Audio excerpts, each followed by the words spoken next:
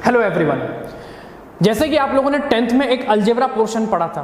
Algebra में आपने कई प्रकार के चैप्टर्स पढ़े थे। सिमिलरली 11th में भी एक अलजेब्रा सेक्शन होता है और उस अलजेब्रा सेक्शन का ये चैप्टर है that is called binomial theorem. It's a very important chapter. इस चैप्टर में हम कई चीजें पढ़ेंगे और आपको इस चैप्टर की खासियत बता देता हूं कि ये एक सिंगल फॉर्मूले के ऊपर बेस्ड है। बस उस सिंगल फॉर्मूले का अगर आपको कॉन्सेप्ट क्लियर होता है, आप इस चैप्टर के पूरी तरीके से कमांड पा लेंगे। इस लेक्चर में मैं आपको totally foundation level, NCERT level, mains level and advance level के बारे में पूरी तरीके से हम इसमें कवर अप करेंगे। सेकंड चीज और एक है कि ये चैप्टर बहुत इंपॉर्टेंट भी है। इस चैप्टर के इंपॉर्टेंस हर एग्जाम में रहेगी, चाहे वो आपकी एनसीईआरटी की एग्जाम हो, चाहे वो आपकी मेंस लेवल की एग्जाम हो, चाहे वो आपकी एडवांस लेवल की एग्जाम हो। तो सबसे पहले व्हाट इज बाइनोमियल थ्योरम, अभी हम इसके ऊपर आते हैं। और बाइनोमियल थ्योरम में जो टर्म पढ़ रहे हो that is called binomial. Binomial का मतलब होता है two terms. What is the meaning of binomial? That is called two terms. किसी भी टू टर्म्स का जब आप एक्सपांशन करोगे, है ना, जब किसी भी टू टर्म्स का एक्सपांशन आप करोगे that is called the binomial. For example किसी भी टू टर्म्स मतलब कि कोई भी टू अल्जेब्रिक टर्म्स स्पेशली, ठीक है, जैसे कि आप लोगों ने देखा होगा a plus B whole square, if you remember, ये आप लोगों ने 10th में पढ़ लिया था। a plus B whole cube आप लोगों ने पढ़ लिया था। तो ये जो सारी जो चीजें थी, इसके जो एक्सपांशंस थे, है ना, तो इसके बारे में हम इस चैप्टर में पढ़ेंगे। अब a plus B whole square का डेरिवेशन हुआ कैसे? हमने फॉर्मूला तो रट लिया था कि भैया a plus B whole square का फॉर्मूला होता है a square plus 2ab plus B square, ठीक है। सिमिलरली हमने a plus B whole cube का भी फॉर्मूला पढ़ लिया था, बोले a cube plus 3a square b plus 3ab square plus b cube. लेकिन ये हुआ कैसे, ये आया कैसे, इसके बारे में हम इस चैप्टर में पढ़ेंगे।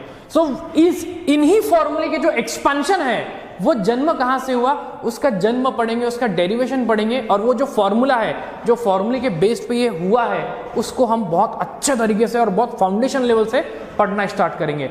उस फॉर्मूले को पढ़ने के लिए जो सबसे एक इंपॉर्टेंट चीज है, पहले हम उसको समझेंगे। बेसिक जो चीज मैंने आपको बोली थी शुरुआत में कि बेसिक फाउंडेशन लेवल। सो सबसे पहले हम उस फॉर्मूले को समझेंगे एंड आफ्टर दैट फॉर्मूला, उसके बाद हम फॉर्मूले के ऊपर जाएंगे।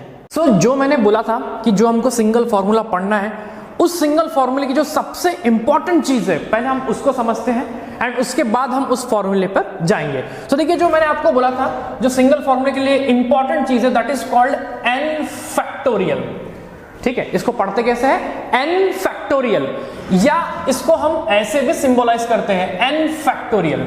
मैं आपको लिख देता हूं, इसको हम पढ़ते कैसे है? n फैक्टोरियल, याद रखिएगा, n फैक्टोरियल, ठीक है। n फैक्टोरियल का फॉर्मूला कैसे होता है, एक्सपांशन कैसे होता है, उसके ऊपर चलते हैं। देखिए, सबसे पहले व्हाट इज n फैक्टोरियल, तो याद रखिएगा n फैक्टोरियल का फॉर्मूला होता है n into n minus 1 into n minus 2 into n minus 3, है ना, अप टू दी 1। स्टॉप कहां पर होगा? हमेशा 1 पर होगा वो, ये बात याद रखिएगा, ठीक है। जैसे कि और एक इंपॉर्टेंट चीज है कि n always belongs to n, n always belongs to n। ये n कौन है? तो n मतलब नेचुरल नंबर। n हमेशा क्या रहेगा? आपका नेचुरल नंबर रहेगा। ये चीज आपको समझनी है इस लेक्चर में, ठीक है। फॉर एग्जांपल, अगर मैं आपसे बोलूं कि भैया मेरे को 3 फैक्टोरियल कैलकुलेट करके दिखाइए, पढ़ता कैसे है उसको मैं? 3 फैक्टोरियल पढ़ूंगा कैसे? 3 फैक्टोरियल, है ना। n फैक्टोरियल, किसी बुक में आपको सिंबल ऐसे दिखाई पड़ सकता है, किसी बुक में आपको कुछ ऐसा भी सिंबल दिखाई पड़ सकता है, एक्सक्लेमेटरी साइन की तरह दिखेगा, ठीक है। और पढ़ना कैसे है? n factorial. और n फैक्टोरियल का जो फॉर्मूला होता है वो क्या होता है? n into n minus 1 into n minus 2 into n minus 3 up to the 1। Now अब आते हैं 3 फैक्टोरियल के ऊपर। सो देखिए, 3 फैक्टोरियल का फॉर्मूला होगा कैसे, इसको मैं एक्सपांशन करता कैसे हूं, इसको मैं सॉल्व कैसे करूंगा? इसको मैं सॉल्व करूंगा 3 इंटू 2 इंटू 1। समझ में आया? डिसेंडिंग ऑर्डर में जा रहा हूं मैं, 3 फिर 2 एंड देन 1। सो इसको मैंने अगर सॉल्व किया तो आंसर कितना आ रहा है मेरा? 6। 3 2 6, 6 इंटू 1 इज 6। सिमिलरली अगर मैं आपसे बोलूं कि भैया मेरे को 4 फैक्टोरियल कैलकुलेट करके दिखाइए, आप क्या बोलेंगे? 4 इंटू 3 इंटू 2 इंटू 1। सो मेरा आंसर कितना आ गया? बोलिए 24। क्लियर हो गई ये बात, है ना। सो this is 3 factorial, 4 factorial. And similarly अगर मैं आपसे बोलूं कि भैया 5 फैक्टोरियल निकाल के दिखाओ, आप क्या बोलोगे? बोले 5 into 4 into 3 into 2 into 1, that is answer is 120। समझ में आ रहा है सभी को, है ना। बहुत सिंपल चीज है, बहुत ही इजी चीज है, कोई ज्यादा टफ कॉन्सेप्ट नहीं है, ठीक है। आप बस पूरी तरह से लेक्चर को एकदम कॉन्सेंट्रेशन से देखिए, आपको हर एक पॉइंट समझ में आएगा, यहाँ पे हर एक आपका पॉइंट पूरी तरीके से क्लियर होगा। तो देखिए 5 फैक्टोरियल क्या था? 5 इंटू 4 इंटू 3 इंटू 2 इंटू 1, समझ में आया। सिमिलरली अगर मैं आपसे बोलूं कि 6 फैक्टोरियल, तो आप क्या बोलेंगे? 6 into 5 into 4 into 3 into 2 into 1। Similarly 7 factorial के लिए भी वैसे रहेगा, 8 फैक्टोरियल के लिए भी वैसे रहेगा, ठीक है। अब इसमें एक चीज और जो इंपॉर्टेंस वाली है, जैसे कि अगर आप देख रहे होंगे 6 फैक्टोरियल को, अगर आप ध्यान से देखिए 6 फैक्टोरियल को, 6 फैक्टोरियल क्या है? 6 into 5 into 4 into 3 into 2 into 1। और 3 फैक्टोरियल को आपने देख लिया कि 3 इंटू 2 इंटू 1 था। यानी अगर मैं यहां से ऑब्जर्व करूं तो मैं 3 इंटू 2 इंटू 1 को, 3 इंटू 2 इंटू 1 को, देखिए 3 इंटू 2 इंटू 1 ये किसका फॉर्मूला है? 3 फैक्टोरियल का फॉर्मूला है। तो क्या मैं इसको लिख सकता हूं क्या? 6 इंटू 5 इंटू 4, और ये 3 इंटू 2 इंटू 1 को मैं लिख सकता हूं क्या 3 फैक्टोरियल? क्या मैं ऐसा लिख सकता हूं? यस। सिमिलरली देखिए 4 फैक्टोरियल का फॉर्मूला क्या है? 4 इंटू 3 इंटू 2 इंटू 1। देखिए यहाँ पे 6 फैक्टोरियल को फिर देखिए 4 इंटू 3 इंटू 2 इंटू 1। देखिए यहाँ पे ये इतने पैच को आप अच्छे से ऑब्जर्व करिए, 4 इंटू 3 इंटू 2 इंटू 1, ये किसका फॉर्मूला हुआ? बोले 4 फैक्टोरियल का हुआ। सो क्या मैं इसको ऐसे भी लिख सकता हूं? देखिए इस 6 इंटू 5 इंटू 4 फैक्टोरियल। बात समझ में आ रही है सभी को? सिमिलरली अगर आप 5 फैक्टोरियल को देखेंगे, 5 इंटू 4 इंटू 3 इंटू 2 इंटू 1, और अगर आप फिर 6 फैक्टोरियल को अगर आप ऑब्जर्व करेंगे, अब इस पैच को अगर मैं थोड़ा सा बड़ा कर दूं और अगर इस पैच को मैं यहां से ऐसे कनेक्ट कर देता हूं, तो मैंने देखा यार 5 इंटू 4 इंटू 3 इंटू 2 इंटू 1। सो मैं फिर 6 फैक्टोरियल को लिख सकता हूं क्या? 6 इंटू 5 फैक्टोरियल। ये समझ में आया क्या? तो आप किसी भी बड़े नंबर को, है ना, उससे छोटे नंबर के फैक्टोरियल फॉर्म में लिख सकते हो। इतना कॉन्सेप्ट क्लियर हुआ? फैक्टोरियल का एक्सपांशन कैसे होता है, ये चीज क्लियर हुई। हमेशा याद रखिएगा कि n की वैल्यू हमेशा क्या रहेगी? नेचुरल नंबर रहेगी। नेचुरल नंबर कहां से स्टार्ट होते हैं हम सभी को पता है, that natural number always starts from the 1 2 3 4 and so on up to the infinity. इतनी बात क्लियर हुई है? अच्छा, यानी अगर मैं आपसे बोलूं कि भैया -4 फैक्टोरियल कैलकुलेट करके बताओ, तो ये चीज पॉसिबल नहीं है। बात समझ में आई?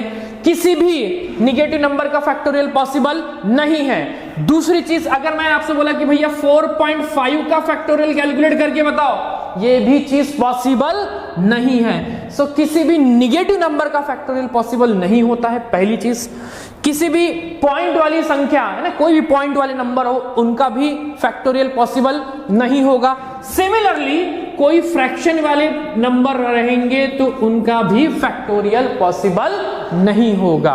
सो this is the whole concept behind factorial. So अभी हमने फैक्टोरियल का कॉन्सेप्ट पढ़ लिया कि how to calculate the factorial. अब हम पढ़ेंगे जो फॉर्मूला जिसके लिए हम स्पेशली फैक्टोरियल का कॉन्सेप्ट पढ़ रहे थे, वो फॉर्मूला मैं आपको फिर बता देना चाहता हूं। वो फॉर्मूले का यूज आपको और भी चैप्टर्स में पढ़ने वाला है। तो ठीक है, जो हमको फॉर्मूला पढ़ना है वो है NCR। ठीक है, NCR, या आप इसको कई बुक्स में ऐसा भी डिनोट किया जाता है, NCR ऐसा भी दिखाई पड़ेगा। कई बुक्स में इसको ऐसा भी डिनोट करेगा, वो बोले NCR, है ना, वो जानबूझ के सी नहीं लिखेगा, ऐसा लिखेगा।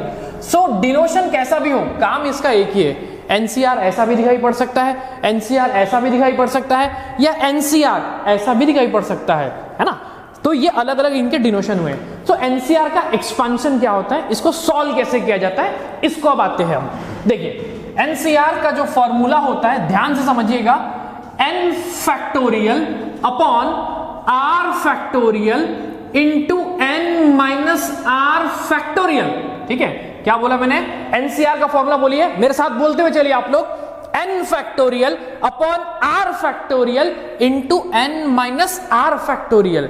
बात समझ में आई? इसकी शॉर्टकट टेक्निक भी बता दूंगा मैं आपको कि इसको शॉर्टकट टेक्निक से कैसे सॉल्व किया जाता है। सो देखिए, this is the formula of NCR। अब NCR का हमको कई बार काम पड़ने वाला है। एनसीआर का काम हमको बायनोमियल में तो सिर्फ पड़ेगा ही पड़ेगा, इसके साथ साथ हमको प्रोबेबिलिटी में भी काम पड़ने वाला है, इसका परम्यूटेशन कॉम्बिनेशन में भी पड़ेगा। सो एनसीआर फॉर्मूला हो गया। अब देखिए अगर मैं आपसे बोलूं कि 6C2 अगर मेरे को कैलकुलेट करना है तो इसको मैं कैसे कैलकुलेट करूंगा।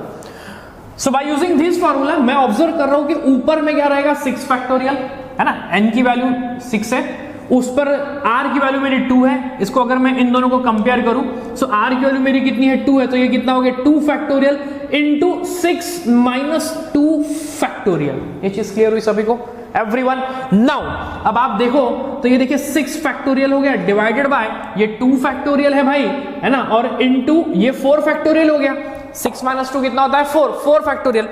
अब जैसे कि इसके पहले भी हमने थोड़ा सा जो पढ़ा था उसके हिसाब से इसको मैं सॉल्व कर देता हूं, तो देखिए ये कितना देगा 6 इंटू 5 है ना, क्या मैं 6 फैक्टोरियल को लिख सकता हूं ना, 6 into 5 into 4 factorial. Can I right like this? अभी बताया था आपको लिख के कैसे लिख सकते हैं हम उसको, ठीक है। और नीचे में देखिए 2 फैक्टोरियल इंटू कितना है बोलिए 4 फैक्टोरियल। सो मैंने ऑब्जर्व करा यार 4 फैक्टोरियल क्या हो गया कैंसिल, और 2 फैक्टोरियल का वैल्यू कितना होता है बताइए, what is the value of 2 factorial? बोले 2 इंटू 1।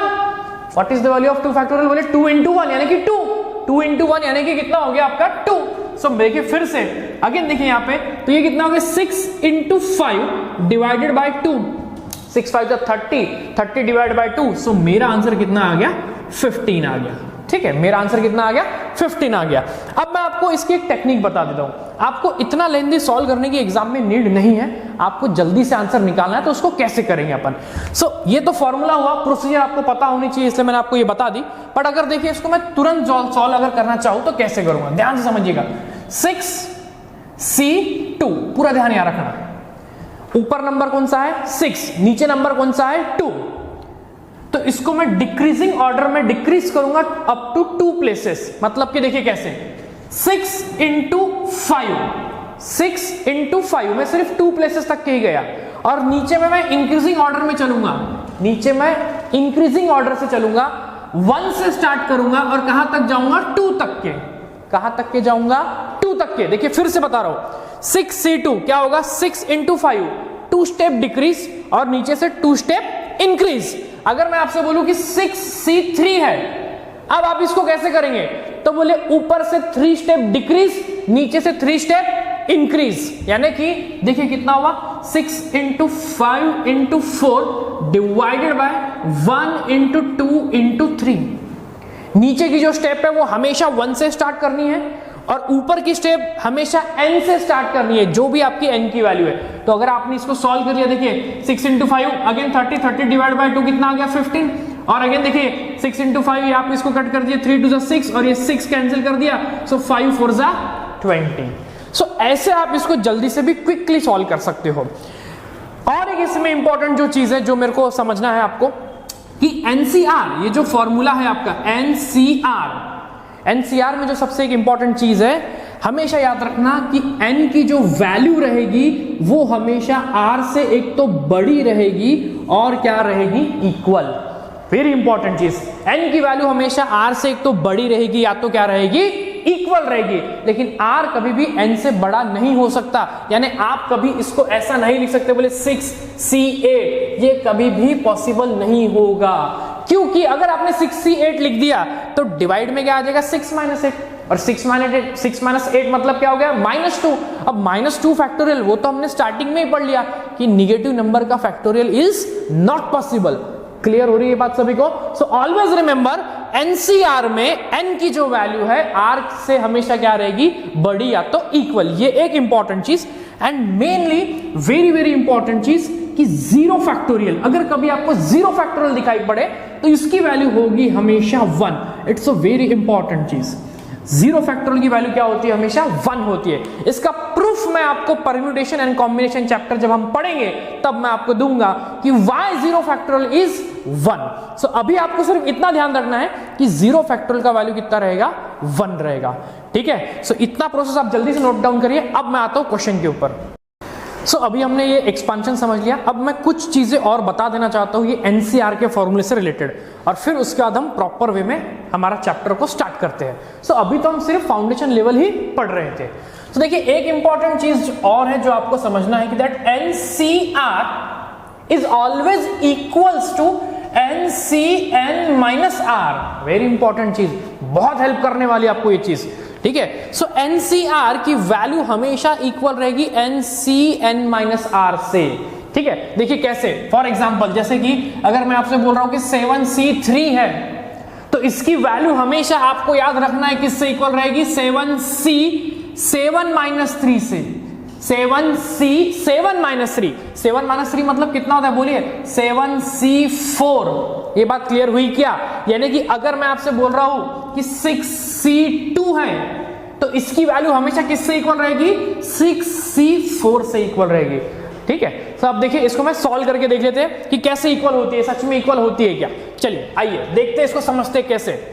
देखिए 6C2 की वैल्यू अभी हमने निकाली थी, दैट 6 इंटू 5 और अपॉन में 1 इंटू 2। सो आंसर कितना आया था मेरा, 15 आया था। सिमिलरली एक बार इसको भी चेक कर रहे थे 6C4 को। अब आप देखिए नीचे में कितना है, 4 है, ठीक है। तो 4 है मतलब ऊपर से 4 स्टेप डिक्रीज और नीचे से 4 स्टेप इंक्रीज। चलिए तो कितना होगा बोलिए, 6 इंटू 5 इंटू 4 इंटू 3।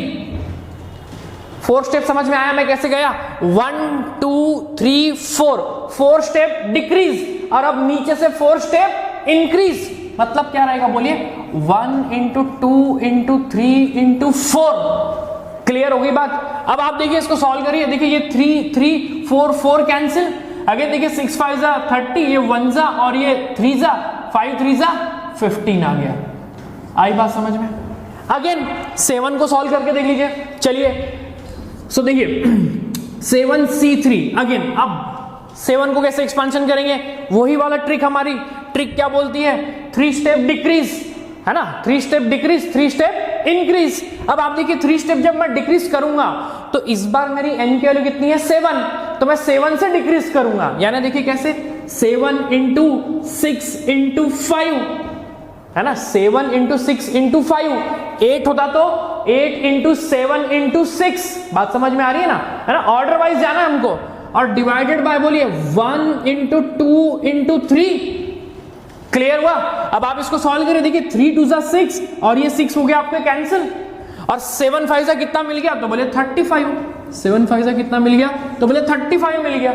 आई बात समझ में सभी को। कोई भी वैल्यू उठा लो और इस फॉर्मूले में सब्स्टिट्यूट कर दो, ये फॉर्मूला हर वैल्यूज के लिए वर्क करेगा। So very important formula that NCR is always equal to NCN minus R. ये हुआ एक चीज। उसके बाद आप इतना नोट करिए, इसके बाद मैं और एक इंपॉर्टेंट देता हूं।